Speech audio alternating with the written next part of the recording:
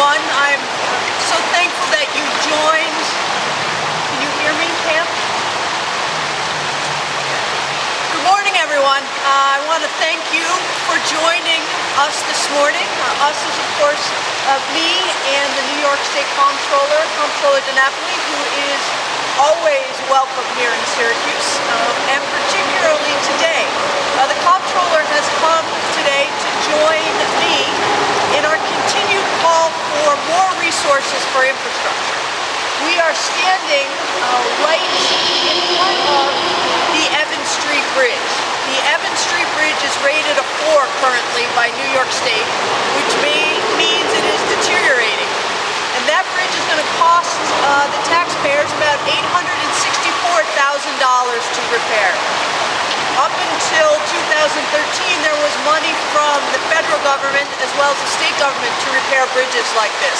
But in 2013, they changed the program so that bridges that were not hooked to major arterials would not be eligible for federal funding.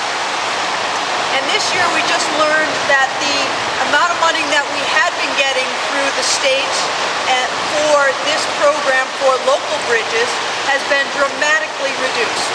It used to be about $2.1 million to share between the city and the county, and now it's going, starting fiscal year 2016, it's going to be less than $500,000. We currently have 5 bridges that are rated insufficient or deficient. And as I said, this bridge is going to cost us $864,000. And so when our funding to be shared with the county and other municipalities has gone from $2.1 million to just under $500,000, you can see that we will not be able to address all of the deteriorating bridges. This is, of course, very important for public safety, for being able to get in and around the city of Syracuse, but it is also goes to show that we have to start putting our resources where it matters the most. And that, as I will continue to say, is infrastructure. So with that, let me welcome to the podium Comptroller DiNapoli, who has been a great ally in ours in talking about the deteriorating quality of infrastructure in New York State, the need for resources, and the need to put a real focused lens on it. Comptroller, welcome. Thank you, Mayor Miner. Thank you for arranging a beautiful fall day. As you said, I was going to be in town today, and we reached out to the mayor, and she said, I got a bridge I want to show you. Not sell me, but show me. And I really want to echo the mayor's comments on the need for us to do a much better job of prioritizing our infrastructure needs. I think that's an issue all across our state. And obviously work to come up with the resources to help our local governments meet these very, very important infrastructure needs. Infrastructure has so much to do with the quality of life for our community, but it is a very important component of our economic viability. And you need a strong infrastructure, whether that's transportation, roads and bridges, highways, or public health systems related to drinking water, sewer systems as well. So certainly this example of this bridge back from the 1920s, obviously in need of significant updating, is typical of much of our infrastructure in our state, which is a great state, but is an older state. So this is an issue we're seeing that local governments are confronting all across New York State. We've been trying to shine a spotlight on this issue. One of our more recent reports, Growing Cracks in the Foundation, that came out last year, updated some earlier work that we had done that really spoke to the gap between the needs that are there and the funding that's available. We have found that from 2010 to 2012, the spending on infrastructure by our local governments has actually gone down. It's obviously for a combination of factors, including a tougher budget climate, having to defer capital expenses when there are other more pressing budget needs, the challenge of the economy, the challenge of, in many cases, federal and state aid not being what it once was. And when you look at the needs that are out there, we had projected that local government should be spending about $3.9 billion a year. Instead, they're only spending about $1.2 billion, looking at the most recent statistics. So what this really calls for is for us all to work together in a collective way to identify more resources to help our local governments meet these needs. The state has a role to play. I must say the federal government has a role to play. I think the mayor would agree with me. We know that the president has talked repeatedly about more money to come from Washington to help states and help localities deal with infrastructure. Has not been able to get that initiative passed the Congress, but we need to continue to focus on this concern. It's very important to residents, to taxpayers, and really to our economic future. I want to commend Mayor Stephanie Miner because she really has been sounding the call on this issue during her entire tenure as mayor. Obviously, she's mayor for a great city with a very proud tradition, but certainly a city with an older infrastructure. So whether the issue is water mains or bridges or sewer systems, Syracuse is in many ways a prime example of a community that has identified needs, has identified some of the funding, but clearly needs help from other government partners to do what needs to be done. And I appreciate that the mayor has traveled to Albany to sound this alarm. She's traveled to Washington to sound the alarm. And when she has the state controller visiting, she said, come and see this bridge. And I appreciate her really reinforcing some of the points we've tried to make, but this is a very tangible example of what Mayor Miner has been talking about and we've been trying to talk about as well. Infrastructure needs to be a greater priority. Our sense of not only having a complete inventory, but being smart about setting priorities in the right way about how we spend our money on capital assets and infrastructure. We've had progress in our state, no doubt about it, but more needs to be done, and this is a prime example. So I want to thank the mayor again for her leadership on this issue and inviting me to be with her this morning. Thank you. Let me just add one thing. Our location here is we chose this very carefully, not just to show you the Evans Street Bridge, but you can see Mission Landing through the lamppost, which is one of the most highly sought after addresses in the city of Syracuse. We're standing on the Creekwalk, which is used by people all the time for exercise and for walking. You can see the infrastructure at 690 and you heard it, people going back and forth. So you can see right here at this very juncture how important it is to have infrastructure, how it impacts your ability to get goods to market, how it impacts housing, how it impacts residential use and pedestrian use as well. So with that, we'd be happy to open it up to any questions that anybody has. Laura, why don't you come up, because with all of that traffic bringing goods to market, we can't hear you that well. Okay. It's nice of you to say that the mayor has realized the problem. We know the problem here in Syracuse. What are you going to bring to the table to help her solve the problem? Well, I wish I could bring a check, but that's not my role as controller, right? That's the challenge to the legislature and the governor.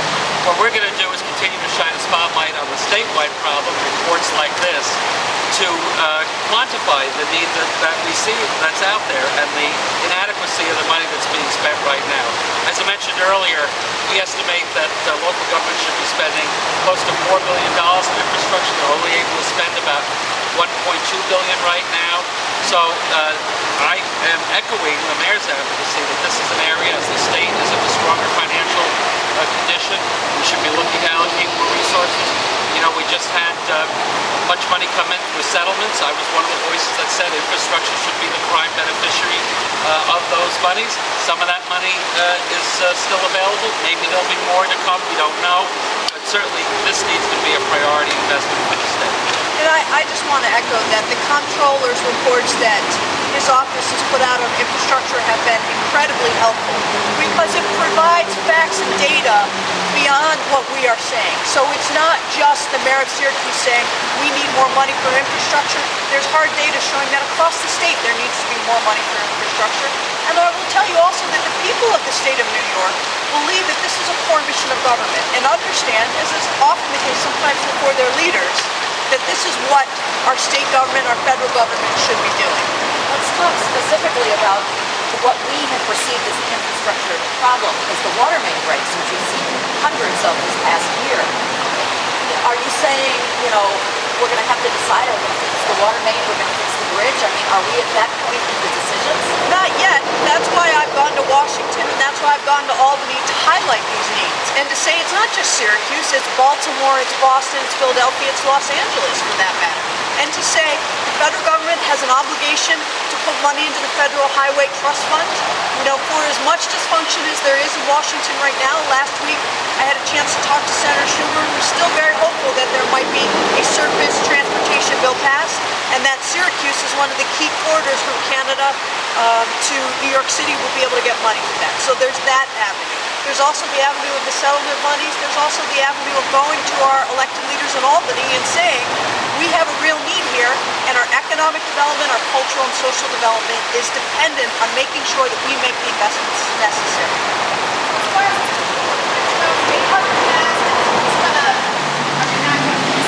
No, we have that money, and so this is an example. We're going to start on that, but there are other bridges. The money came from a state program through the federal government, I believe, but Mary Robeson right behind you should be able to tell you in detail. So the 2.1 million that's been reduced to less than 500,000, whose fault is that? The states. This was in your press release you'll see that the Surface Transportation Off-System Bridge Program had been funded at $2.1 million since the program's establishment. That funding gets allocated to the SMTC, and then this year, beginning in fiscal year 2016, that money's going to be cut. It was cut by the state. In the budget process. I'm not sure which process it was, but we just found out about that. So, Comptroller, what's the mood in Albany to actually deal with this problem? Well, I think the mood has been one of a recognition that it's a key issue. You know, Mayor Minor's been leading the charge from this part of the state, and many of her colleagues have been raising the issue as well. Keep in mind there are other voices with calls for other priorities, right? So the challenge for the legislature and the governor always is to make those choices and try to allocate as much money as you can to keep as many of the interests as satisfied as you can. That's a never-ending challenge. That's what government is all about, right? Making choices. But I do think that we've reached a critical point with our infrastructure, especially with our older cities, and many of our local governments just have limitations on how much revenue they can raise and how they're dealing with the consequences of this tough economic climate. Other costs that they don't control that eat up budget dollars, and I think the need for the state to be more understanding of that partnership, needing to include resources to help. Again, it's tied to our economic future. We talk so much about creating jobs and attracting businesses. We know that for this part of the state, you haven't been able to do as much of that as some other parts of the state. So having the infrastructure in good repair is an essential part of how we talk about growing our economy and creating jobs for the future. So, you know, I'll leave it to the legislature and the governor as part of the budget process to figure out how to mediate, you know, the different expectations for all the programs. But I think our message is a simple one. Infrastructure is one that should not be placed on the back of the line. It very much needs to be at the front of the line in terms of our priorities. And you mentioned jobs. What about the jobs that can be created by building infrastructure? Is that a way that a selling point that you can use for this? Well, I think that's another valid point. That we know that when you're spending money in infrastructure, when you're doing construction, those are good-paying jobs, not just for the men and women directly involved in the project, but all the ancillary services that go along with architecture and legal and all the other engineering that goes into it. So there's no question about it in terms of looking at a way to help stimulate economic activity. Infrastructure is a very good investment. And that was part of the philosophy behind the federal stimulus money of a few years ago. You know, much of that's run out at this point, but no doubt in the short run that did help create some jobs. Anybody else? All right. Thank you all very much. Thank you. Enjoy the sunshine.